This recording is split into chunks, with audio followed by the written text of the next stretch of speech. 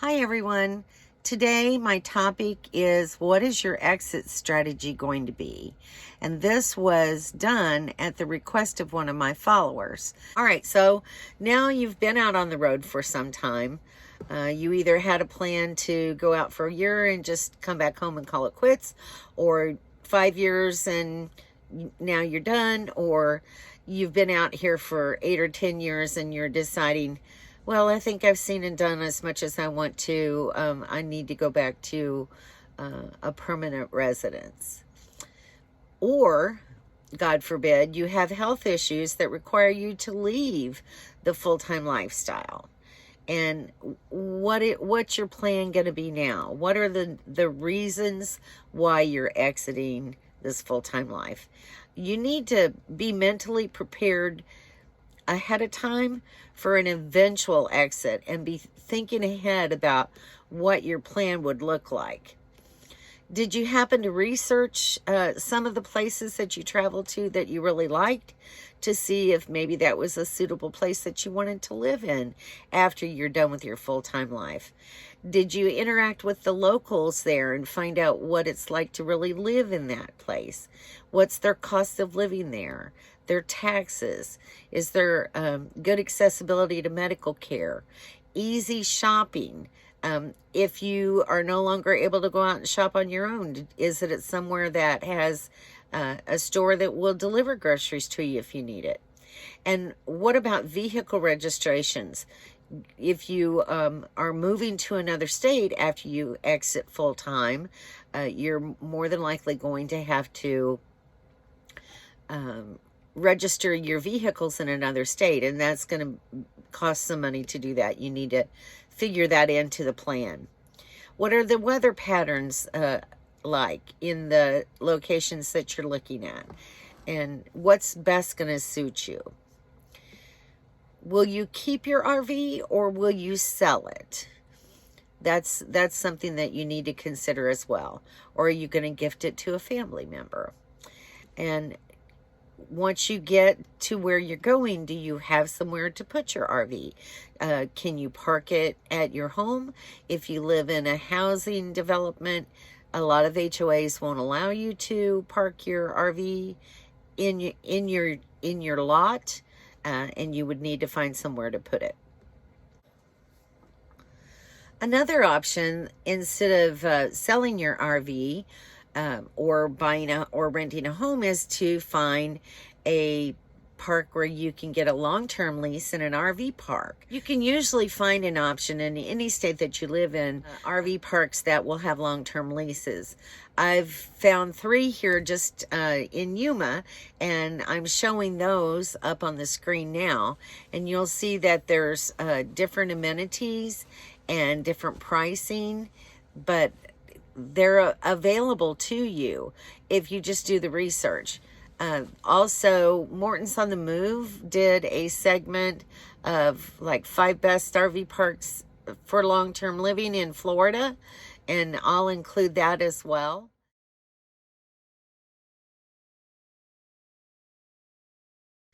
Also, Escapees. If you've never heard of the Escapees Club, it's a great resource. They have a lot of different benefits that afford you with their membership.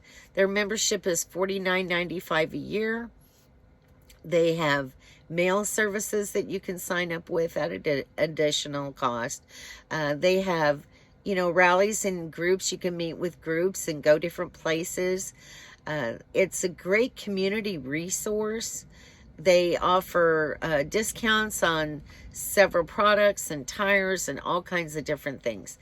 They also have what's called their care program, which is, if you have been injured or had surgery or whatever, and you need help for a recovery period, they can provide you some care. It's not a long-term thing. It's not anything that, where there's a facility where you would receive routine regular care. It would be for a short term. But they do have parks in Livingston, Texas, where you can rent a site long term, or they even have sites that you can that are deeded property where you can buy that site and live there long term if you wish to. So that's also an option. Will you need to go back to work? Is this something where you're not of retirement age, but you're done traveling? Will you need to find another job, or can you continue being a digital nomad and work, independently at home online? Will you rent an apartment or a house, or will you purchase another house? So these are factors to really think about. And then, it's like, if you do decide that you're going to purchase another home, will you be able to, at that point in time, what's your credit looking like? What age are you? Are they going to consider you a viable option for a mortgage? Are you still paying on your RV and your tow vehicle? Some people, start out debt-free and all those things are paid off. Others are still making payments on their trailers and their trucks or whatever they're driving. So these are things that you have to consider into all of that. Do you have any medical needs where you're going to require a facility that offers assistance with your daily activities of living? Can you live independently? Will you have family or friends nearby that will be able to assist you, take you to the store if you need to go? Are you going to be able to drive at all?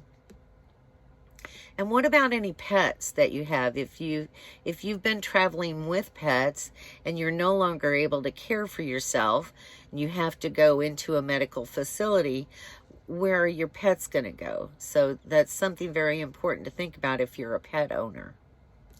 You also need to think about, what's life going to be like after you've lived this lifestyle for years? You've been out, you've been free, you've been seeing beautiful locations, you've been happy for the most part. What's going to keep your mind occupied? What's going to keep you mentally strong once you go home and set in a sticks and bricks? You need to have some kind of plan to have a source of socialization, maybe some type of recreation that you can do, or some type of, just get out and walk every day. But it changes the way you feel and the way you think. And it can sometimes be depressing for older people. They've lived this life, they've done all this, and now they're at home. So you need to try to plan ahead as much as you can and make life as great as you possibly can once you can no longer do this lifestyle. I just hope that I've given you some food for thought before heading out on the road. And if you have any questions or comments, I would like for you to put any of your questions in the comments below. And I hope that this information has been valuable or informative for you to start making some decisions and some plans about what you will do for an exit strategy. Thank you very much for watching.